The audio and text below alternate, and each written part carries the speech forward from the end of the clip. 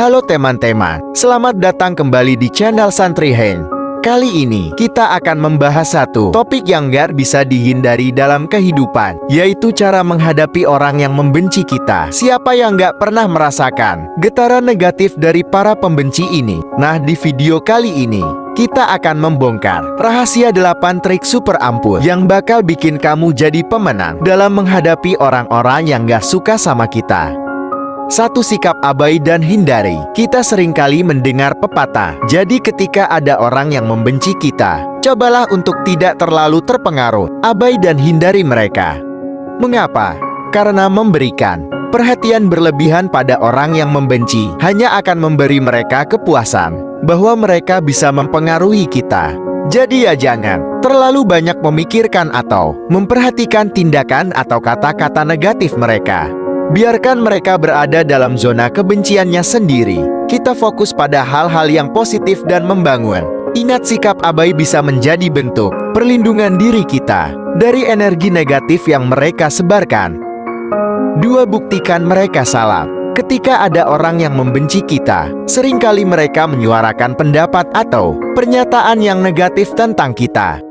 Nah, daripada merespon dengan emosi yang sama, bagaimana jika kita mencoba untuk membuktikan bahwa pernyataan mereka salah? Tunjukkan bahwa pernyataan mereka salah. Jika mereka memberikan kritik yang konstruktif, kita bisa menggunakan itu sebagai peluang untuk introspeksi dan perbaikan diri. Tapi jika pernyataan mereka sekadar niat untuk merendahkan, carilah bukti yang mendukung fakta dan kebenaran. Ini bisa berupa prestasi atau tindakan positif yang bisa kita tunjukkan sebagai kontrapoin terhadap tuduhan mereka. Gunakan kebencian mereka sebagai motivasi untuk meningkatkan diri. Alihkan energi negatif yang datang dari orang yang membenci menjadi motivasi untuk berkembang. Buatlah keberhasilan dan prestasi menjadi jawaban tanpa perlu menyuarakan kata-kata. Ini bukan hanya cara positif untuk menanggapi kebencian, tetapi juga membuktikan bahwa kita bisa tumbuh dan menjadi lebih baik meski dihadapkan pada situasi yang sulit. Ingat, yang terpenting adalah bagaimana kita merespon dan tumbuh dari pengalaman tersebut. Jadi mari, jadikan kebencian sebagai bahan bakar untuk keberhasilan kita. 3. Bersikap tenang.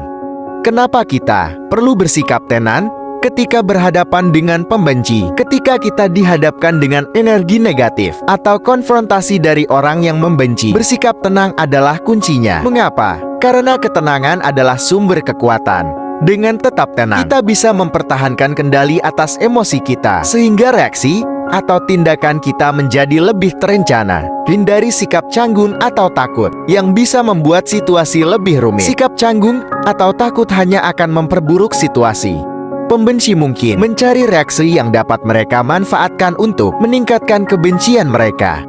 Dengan tetap tenang, kita mengirimkan pesan bahwa kita tidak terpengaruh dan tidak mudah diintimidasi. Bersikap tenang juga membantu kita untuk tetap fokus pada hal-hal yang positif dan tujuan kita daripada terlibat dalam drama yang tidak produktif. Jadi di saat-saat sulit, jangan lupa untuk bernafas dalam-dalam, pertahankan ketenangan, dan hadapi dengan kepala dingin.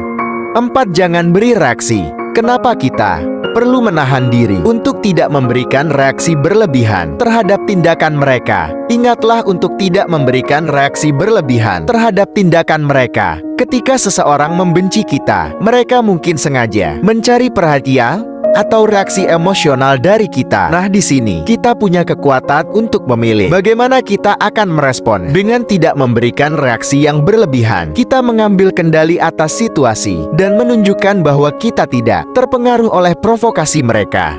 Jaga sikap dan tetap tenang sebagai bentuk kekuatan. Sikap tenang adalah cara terbaik untuk menanggapi situasi sulit. Dengan tetap tenang, kita mengirimkan pesan bahwa kita memiliki kendali diri. Ini adalah bentuk kekuatan yang dapat membuat pembenci menyadari bahwa upaya mereka untuk merusak kita tidak berhasil. Mengendalikan reaksi juga memberi kita ruang untuk merenung dan tidak akan terbawa arus emosi negatif dan memilih respons yang lebih bijak. Jadi di momen-momen ketegangan, ingat, kekuatan sejati terletak pada kemampuan kita untuk menjaga kedamaian di tengah-tengah kekacauan. 5. Berkomunikasi dengan baik.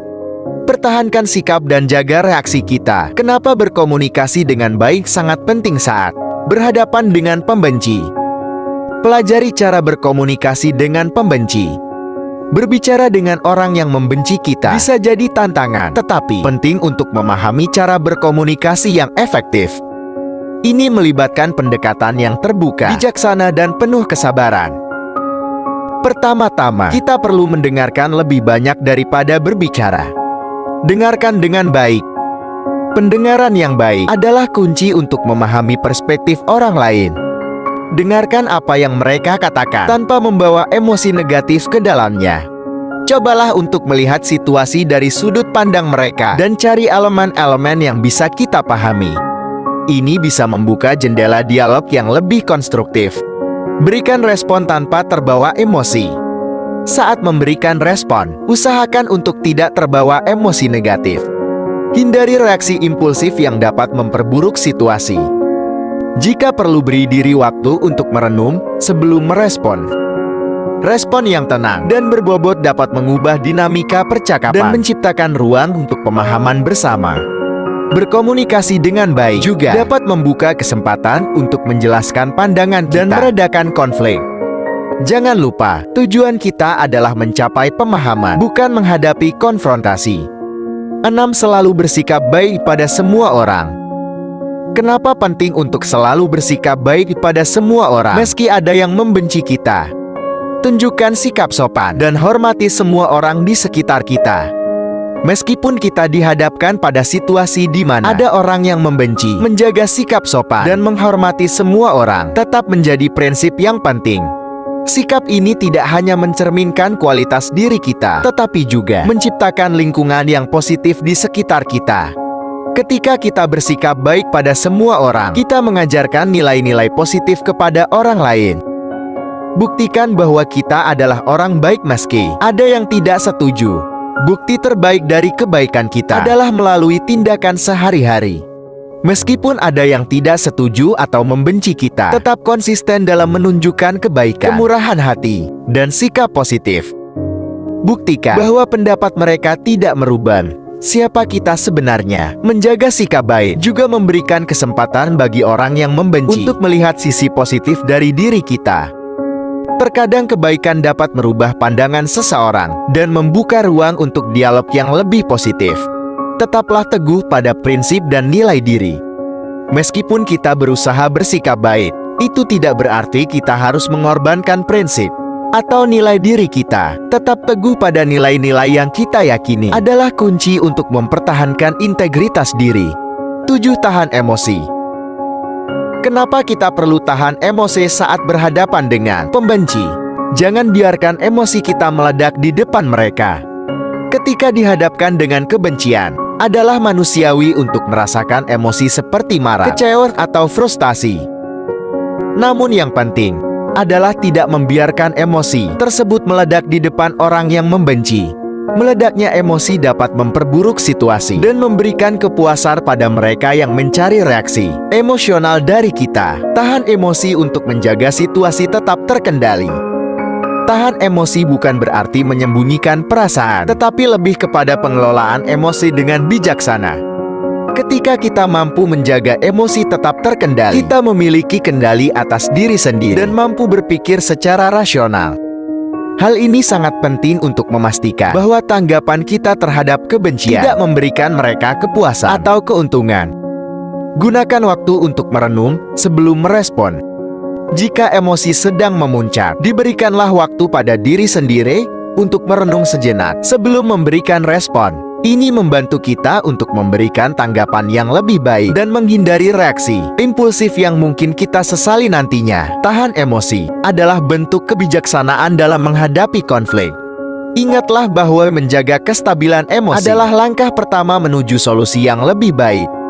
8. Akui kalau kita tidak setuju. Kenapa penting untuk mengakui ketidaksetujuan, terutama saat ada orang yang membenci kita? Jangan ragu untuk mengakui jika ada orang yang membenci. Mengakui ketidaksetujuan adalah langkah pertama menuju pemahaman diri yang lebih baik. Terkadang kita tidak dapat menyenangkan semua orang, dan itu adalah kenyataan yang perlu diakui. Jika ada yang membenci, akui bahwa perasaan tersebut ada, tetapi tidak harus mendefinisikan siapa kita. Terima kenyataan tanpa merasa malu-malu. Tidak semua orang akan menyukai atau setuju dengan kita dan itu bukanlah suatu kegagalan. Terima kenyataan bahwa setiap orang memiliki perspektif dan pengalaman hidup yang berbeda. Ketika kita dapat menerima ketidaksetujuan tanpa merasa malu, kita membebaskan diri dari beban perasaan bersalah yang tidak perlu. Ini bukan tentang nilai diri kita. Ketika mengakui ketidaksetujuan, ingatlah bahwa ini bukan tentang nilai diri kita sebagai individu. Kita tetap berharga dan berarti, meskipun ada orang yang membenci atau tidak setuju. Memisahkan diri dari pandangan negatif orang lain membantu kita mempertahankan kepercayaan diri. Mengakui ketidaksetujuan adalah langkah awal untuk membangun pondasi yang kuat dalam menghadapi konflik. Jadi mari kita bersama-sama belajar untuk menerima ketidaksetujuan dengan kepala tegak dan hati yang lapang. Dengan menerapkan prinsip-prinsip ini, kita dapat menjaga dan membangun ketahanan diri yang mungkin bahkan membuka pintu untuk perubahan positif. Terima kasih atas perhatiannya dalam diskusi kali ini. Semoga kita semua dapat menghadapi setiap tantangan dengan keberanian dan keluasan hati.